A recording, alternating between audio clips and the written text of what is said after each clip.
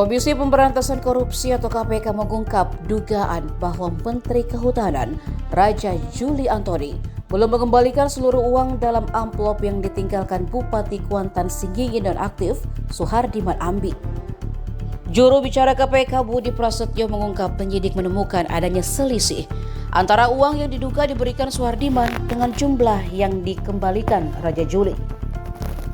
KPK menduga Raja Juli mengembalikan $12.000 Singapura, sedangkan isi amplop diperkirakan mencapai $14.000 Singapura.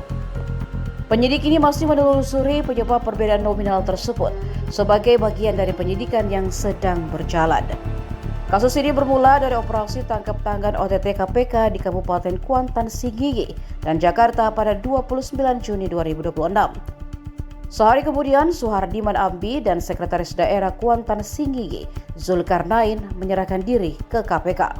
Sebelumnya, Raja Juli menjelaskan bahwa Suhardiman meninggalkan sebuah amplop saat bertemu dengannya pada 2 Juni 2026.